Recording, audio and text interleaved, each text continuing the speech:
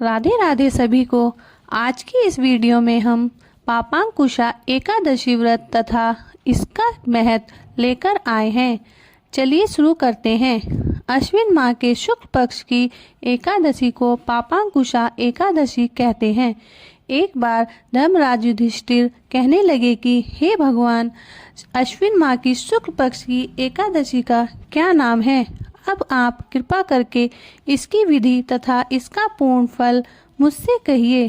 तब भगवान श्री कृष्ण कहने लगे कि हे युधिष्ठिर, सभी पापों का नाश करने वाली इस एकादशी का नाम पापांकुशा एकादशी है।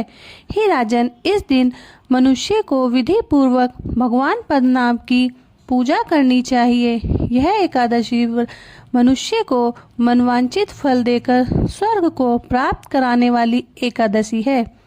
पौराणिक कथा के अनुसार विंध्याचल पर्वत पर क्रोधन नामक एक बहेलिया रहता था।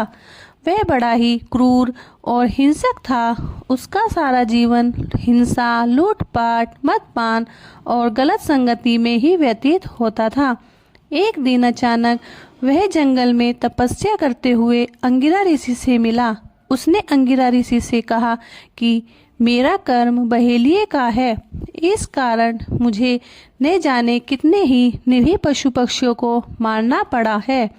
मैंने जीवन भर पाप कर्म ही किए हैं, इसलिए मुझे नरक ही जाना पड़ेगा। कृपा कर कोई ऐसा उपाय बताइए जिससे मेरे सारे पाप मिट सके और मोक्ष की प्राप्ति हो जाए। उसके निवेदन पर महर्षि अंगिरा ने उसे अश्विन माह के शुक्ल पक्ष की एकादशी का विधि पूर्वक व्रत करने के लिए कहा।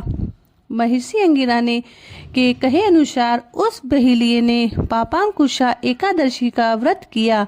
बहेलिये ने विधि पूर्वक इस दिन भगवान विष्णु का पूजन किया और व्रत रखा। भगवान विष्णु की कृपा से बहेलिये को सारे पापों से छुटकारा मिल गया।